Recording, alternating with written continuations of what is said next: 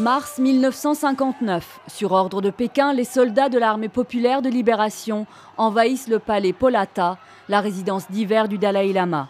Les moines de Lhasa se soulèvent, mais face aux troupes de Mao Tse-tung, ils rendent les armes. Le géant chinois vient d'engloutir le Tibet. Le chef spirituel des Tibétains est forcé de quitter le royaume des neiges, transporté à bord d'un palanquin de fortune, escorté par quelques fidèles. Avec lui, ce sont près de 100 000 Tibétains qui partent en exil. De l'autre côté de l'Himalaya, à Dharamsala en Inde, où le jeune Dalai Lama, le Bouddha vivant alors âgé de 23 ans, installe son nouveau gouvernement en exil. Un exil qui se prolongera des mois puis des années.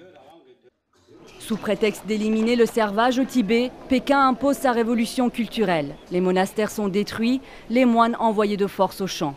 Le Parti communiste dirige le territoire d'une main de fer, avortements et stérilisation forcée, arrestations et déportations massives. Plus d'1 million de Tibétains seraient morts sous le joug chinois. Toute velléité de résistance est réprimée dans le sang, comme en 1988, où les images de moines tibétains tabassés par les policiers chinois soulèvent l'opinion internationale. Le Dalai Lama remporte le prix Nobel de la paix. Défendre le Tibet devient une cause populaire en Occident.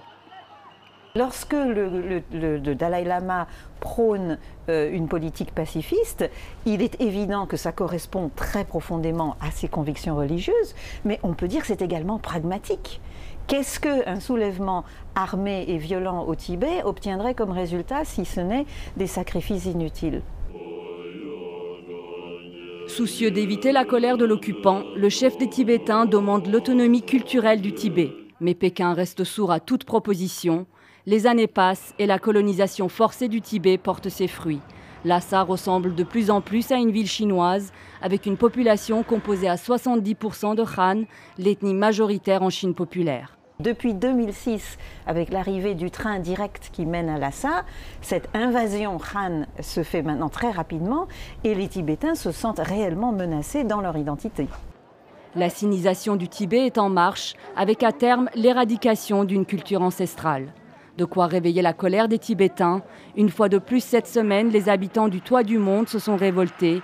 Une fois de plus, leur mouvement a été réprimé dans le sang.